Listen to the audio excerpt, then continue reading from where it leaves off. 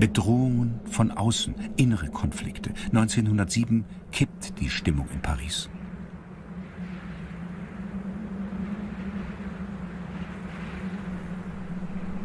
Ein übersteigerter Nationalismus breitet sich aus. Lieber Krieg als diese dekadente, von der Modernität verdorbene Welt.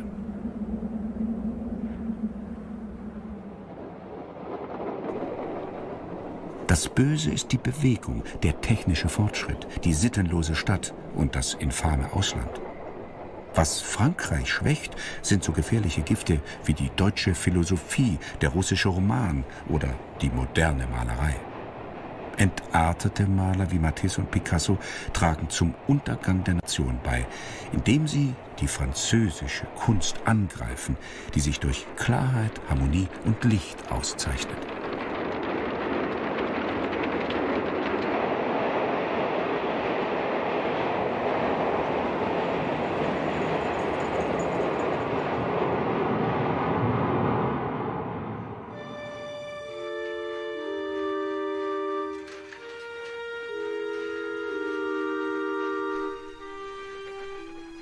Picasso verabscheut diesen kriegslüsternen Nationalismus. Er ist gegen den Krieg und die Kriegstreiber, gegen die beispiellose Rohheit einer Gesellschaft von Dummköpfen.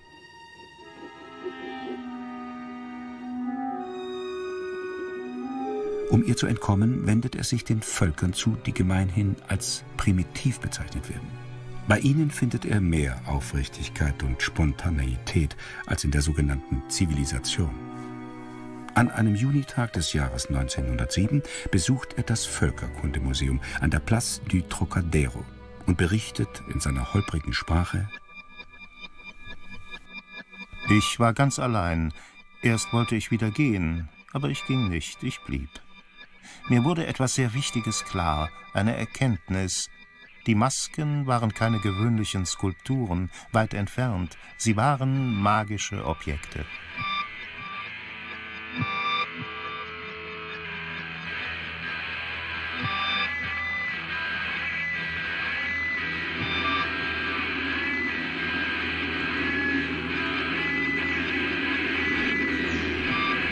Mir wurde bewusst, wozu die Neger ihre Skulpturen brauchten. Sie waren Waffen, die den Menschen halfen, sich von den Geistern zu befreien und unabhängig zu werden. Wenn wir den Geistern eine Gestalt geben, sind wir frei. Die Geister, das Unterbewusstsein, unsere Empfindungen, das ist alles dasselbe. Damals wurde mir klar, warum ich Maler bin. Möglich, dass Picasso sich wie ein entwaffneter Wilder in einer feindlichen Welt fühlt. Er malt nicht, um Probleme der bildlichen Darstellung zu lösen, sondern als Reaktion auf ein persönliches Angstgefühl.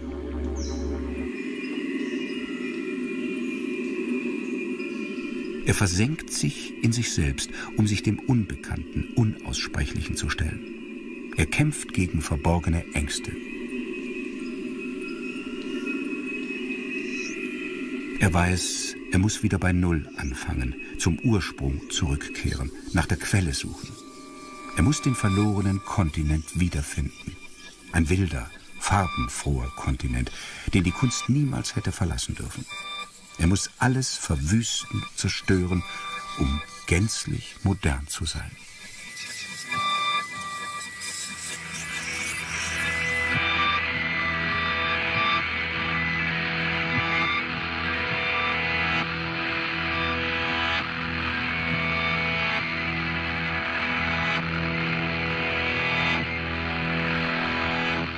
Das Bild nähert sich seiner Vollendung. Picasso überarbeitet die rechte Hälfte der Leinwand. Er reduziert die Gesichter auf verwinkelte Formen und macht daraus furchterregende Masken, aus denen die Angst vor dem Sex spricht.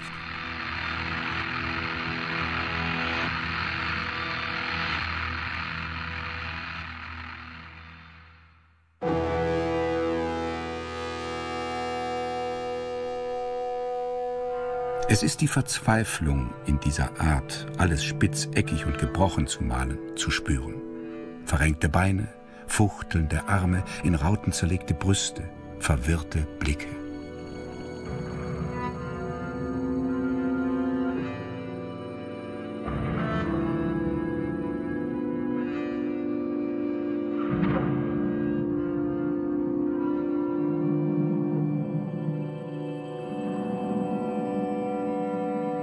Links mustern weit aufgerissene Augen den Betrachter.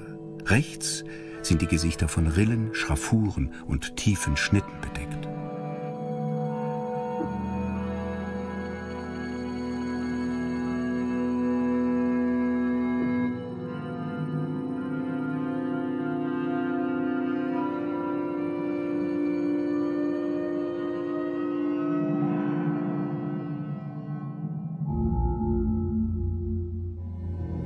Fünf Bordellmädchen schauen uns an, mit hartem, provozierendem Blick. Sie sind sich ihrer Macht bewusst. Sie betrachten ihre Opfer, diese Männer, die sich für ihre Peiniger halten, weil sie die Mädchen ihrer Lust unterwerfen. Doch in Wirklichkeit sind es die Mädchen, die die Männer durch ihre sexuelle Anziehungskraft beherrschen.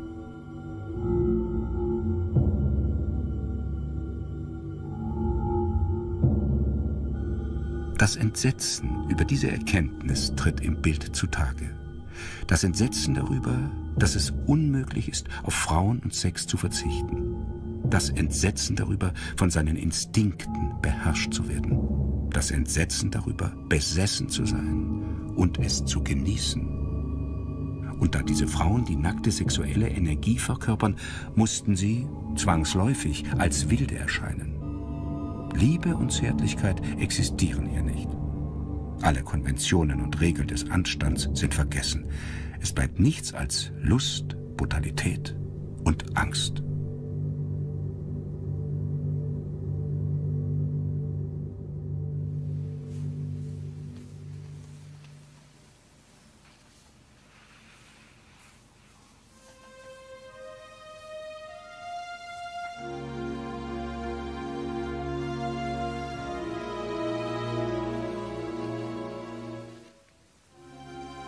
Picasso erklärte Jahre später: Die Kunst ist niemals keusch. Man sollte sie unschuldigen Unwissenden verbieten und nur diejenigen mit ihr in Berührung bringen, die ausreichend vorbereitet sind. Ja, die Kunst ist gefährlich, und wo sie keusch ist, ist sie keine Kunst.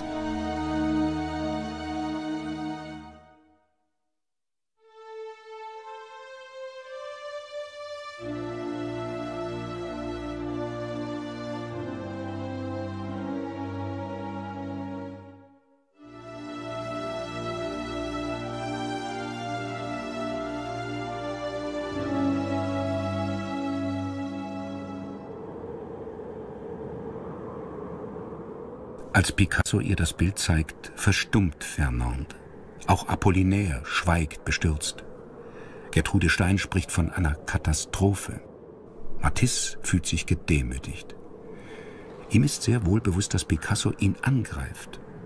Was an Le Bonheur de Vivre üppig, geschmeidig und farbenfroh war, wird hier eckig, hart und fahl. Matisse zeigt eine erotische Träumerei, Picasso eine Bordellszene. Das eine Bild ist heiter, das andere grauenerregend.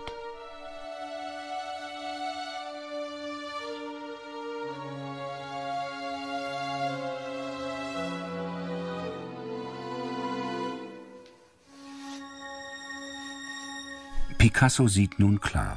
Er wird ganz von vorn anfangen, eine neue Sprache erfinden und die Kunst tiefgreifend verändern.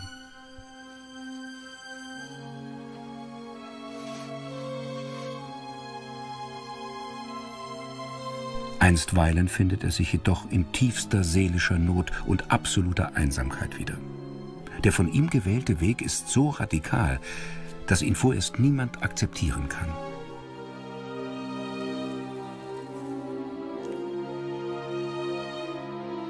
Aber was macht das schon? Picasso hat entdeckt, dass die Malerei etwas Magisches hat. Er weiß, dass sie eine Waffe ist, während andere sie für eine bloße Zerstreuung halten. Er weiß, dass sein Kampf noch nicht zu Ende ist. Doch dieser lange Widerstreit zwischen Tradition und Schaffensdrang, wie Apollinaire es nannte, kommt für Picasso einem Abenteuer gleich.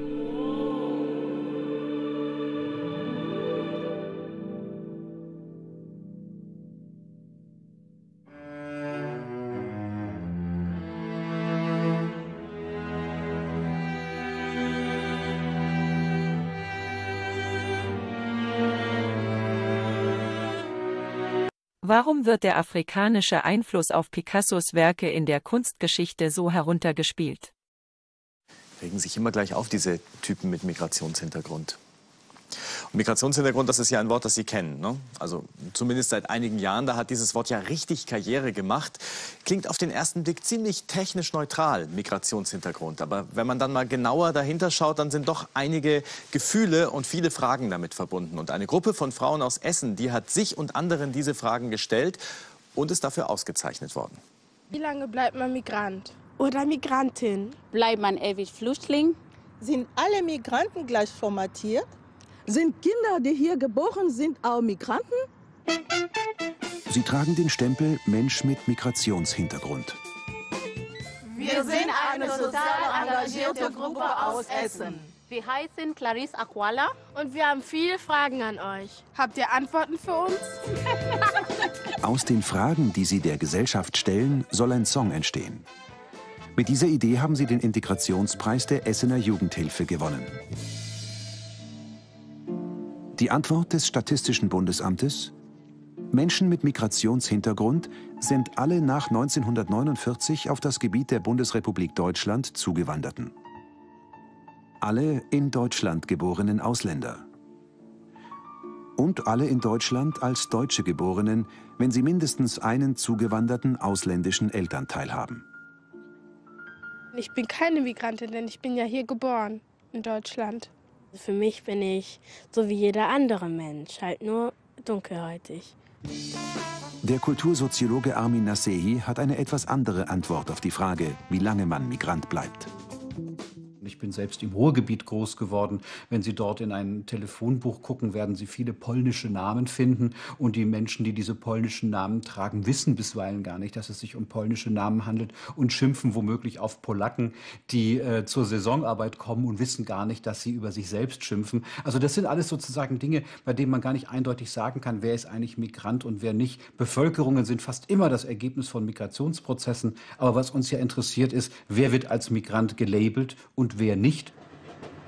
Migration gab es in Deutschland also schon immer. Nur hat man das über Generationen vergessen. Nicht vergessen sind die Bilder der ersten Gastarbeiter Mitte der 50er Jahre.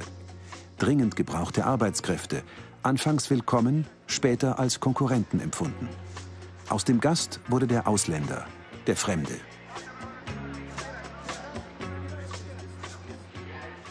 Wir hatten einen Patienten, der hatte einen Zugang und der wollte das nicht von mir erzählen lassen.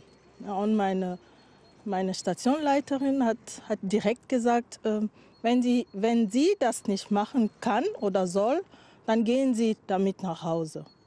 Und der hat dann gesagt, ja, okay, nein, habe ich nicht so gemeint und so. Das hat mich schon verletzt. Wie fühlen sich Migranten selbst? Ausgeschlossen?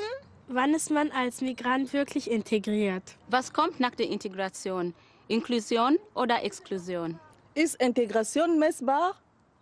Als Migrant gilt eigentlich derjenige, der irgendwie auffällt. Also der heißt, der auffällt als jemand, der über seine Herkunft Auskunft geben muss. Das ist ja ganz interessant, dass wir über Herkünfte nur Auskunft geben müssen, wenn wir glauben, dass die Herkünfte eine Information sind. Jemand, der Meier, Müller oder Schmidt heißt, was übrigens also weder ein negatives noch ein positives Merkmal ist, der wird seltener, zumindest hier in Deutschland, nach diesen Merkmalen gefragt.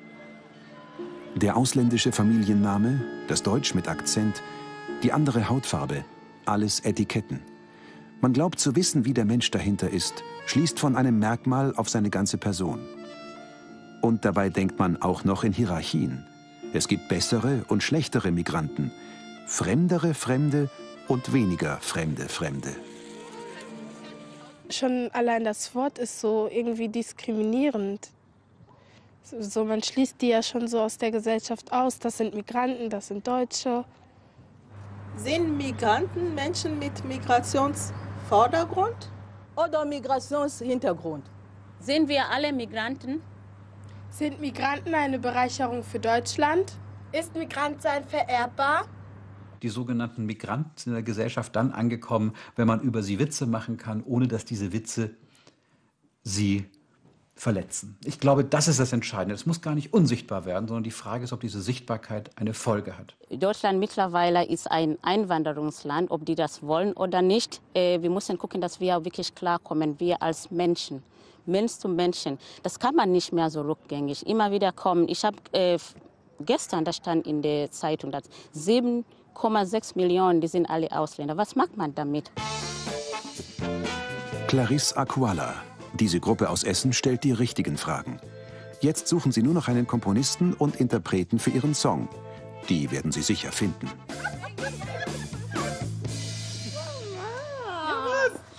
Dass Menschen, egal ob aus Not oder Abenteuerlust, in ein anderes Land gehen, das hat es immer gegeben über die Jahrhunderte. Auch in Europa war das immer völlig normal.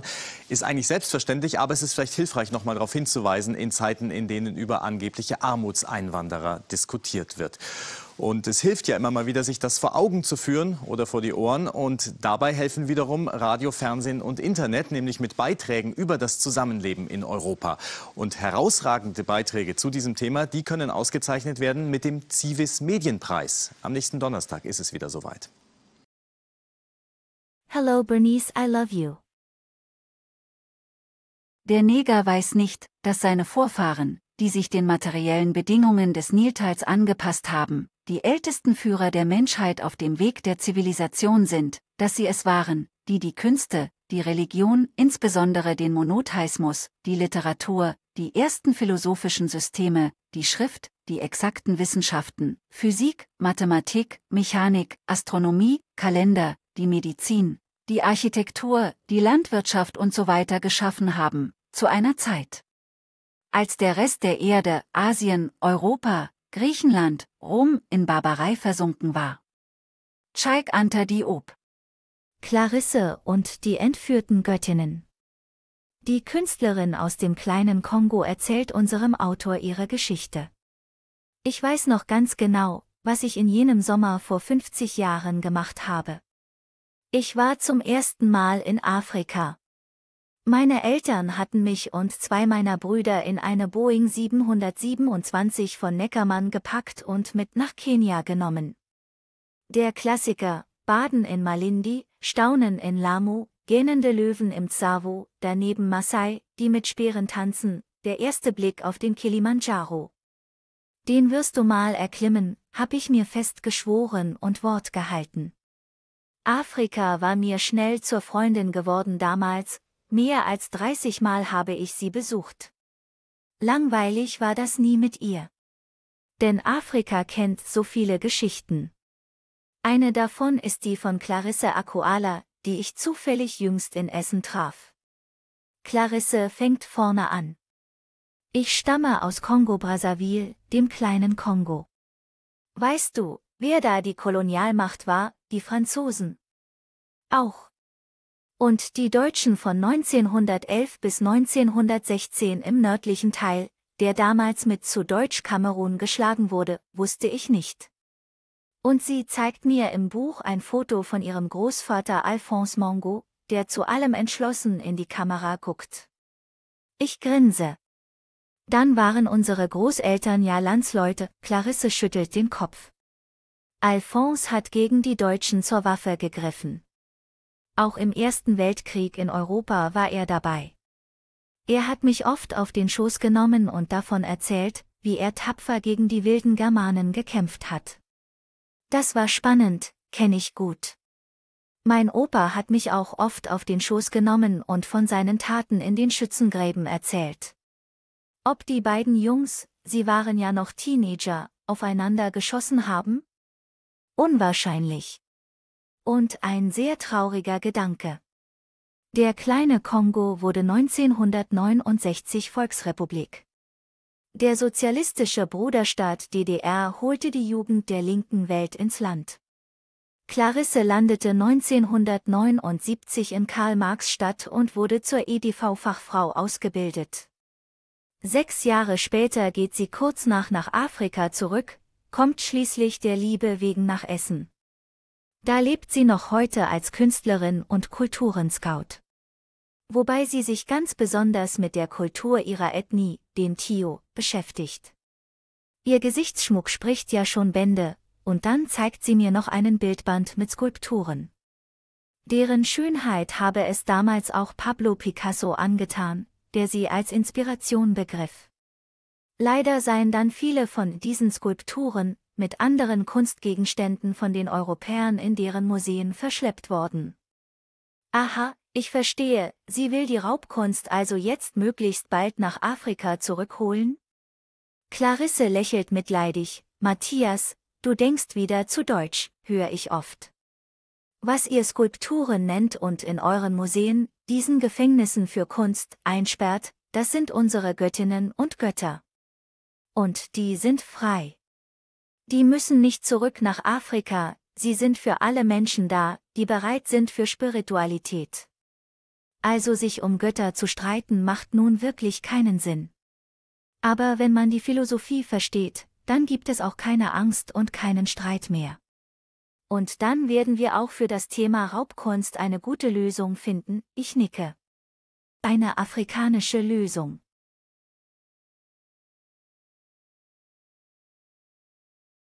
Le nègre ignore que ses ancêtres, qui se sont adaptés aux conditions matérielles de la vallée du Nil, sont les plus anciens guides de l'humanité dans la voie de la civilisation, que ce sont eux qui ont créé les arts, la religion, en particulier le monothéisme, la littérature, les premiers systèmes philosophiques, l'écriture, les sciences exactes, physique, mathématiques, mécanique, astronomie, calendrier, la médecine, l'architecture, l'agriculture, etc. à une époque où le reste de la Terre, Asie, Europe, Grèce, Rome, était plongé dans la barbarie.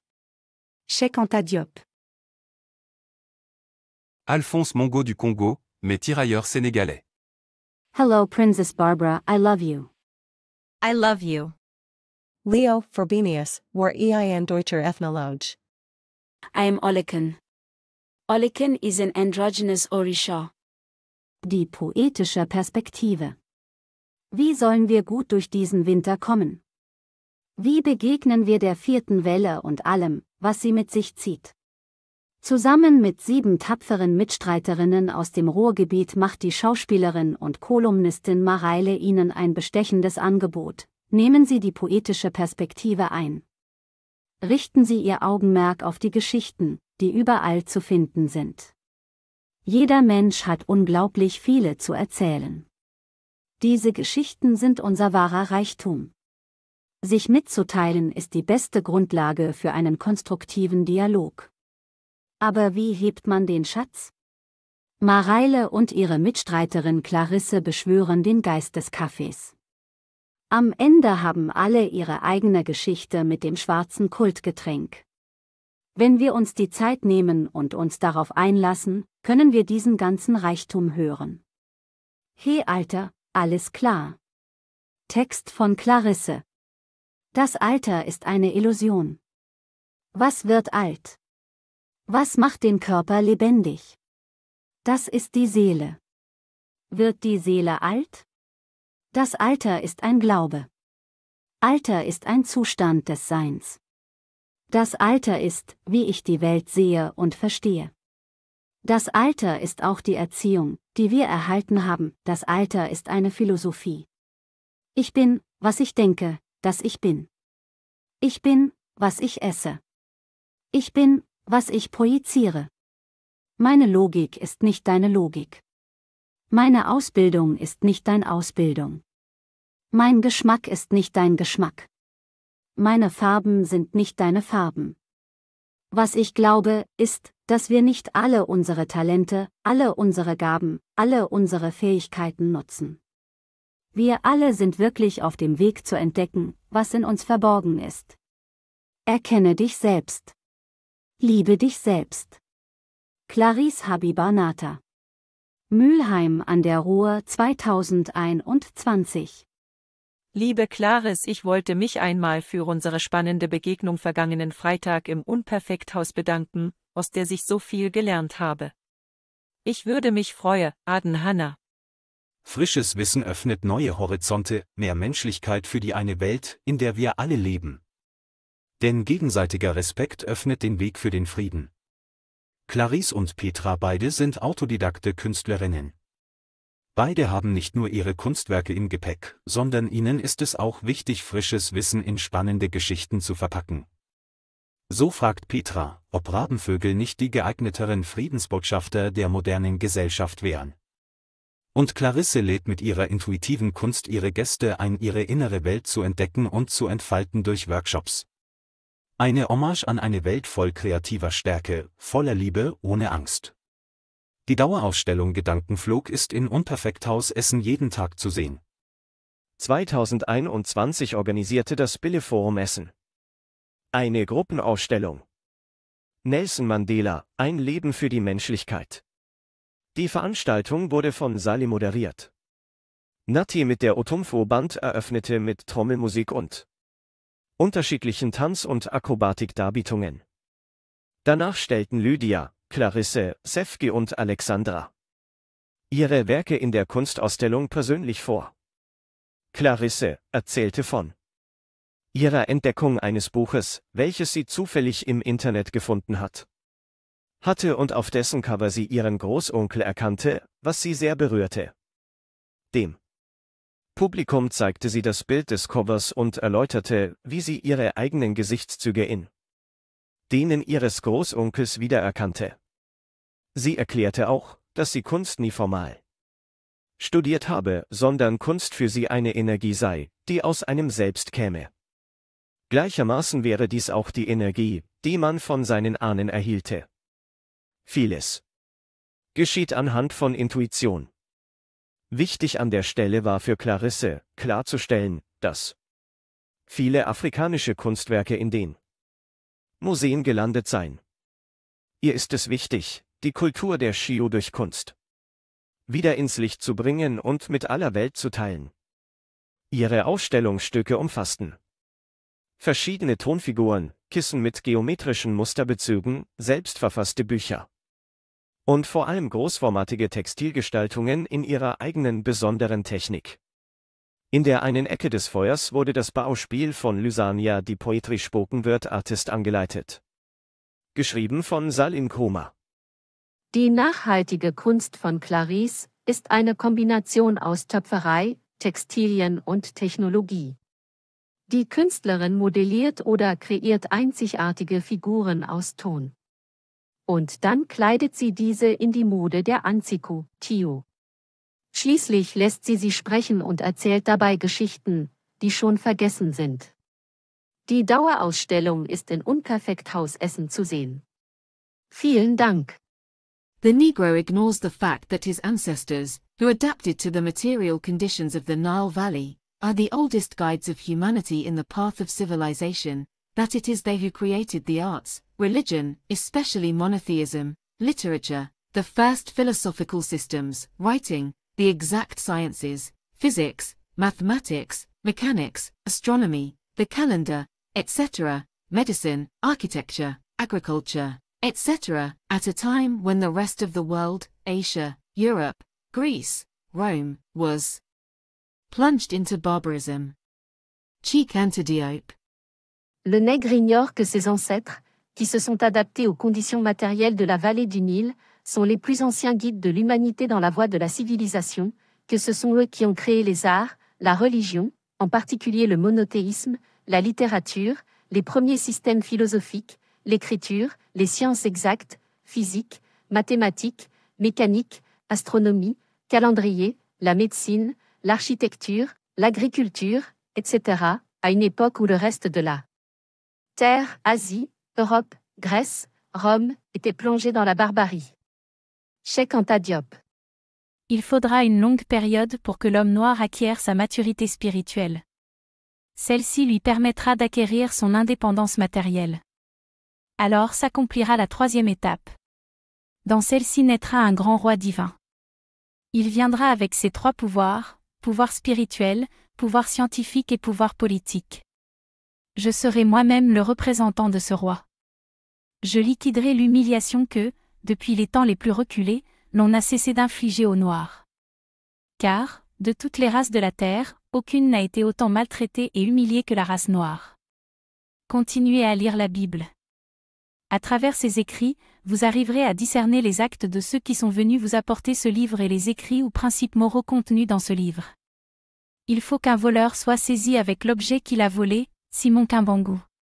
The Negro ignores the fact that his ancestors, who adapted to the material conditions of the Nile Valley, are the oldest guides of humanity in the path of civilization, that it is they who created the arts, religion, especially monotheism, literature, the first philosophical systems, writing, the exact sciences, physics, mathematics, mechanics, astronomy, the calendar, etc., medicine, architecture, agriculture, etc., at a time when the rest of the world, Asia, Europe, Greece, Rome, was plunged into barbarism. Cheek Antidiope. Der Neger weiß nicht, dass seine Vorfahren, die sich den materiellen Bedingungen des Niltals angepasst haben, die ältesten Führer der Menschheit auf dem Weg der Zivilisation sind, dass sie es waren, die die Künste, die Religion, insbesondere den Monotheismus, die Literatur, die ersten philosophischen Systeme, die Schrift, die exakten Wissenschaften, Physik, Mathematik, Mechanik, Astronomie, Kalender, die Medizin, die Architektur, die Landwirtschaft usw. geschaffen haben, zu einer Zeit, als der Rest der Erde, Asien, Europa, Griechenland, Rom in Barbarei versunken war. Cheik Antidiope.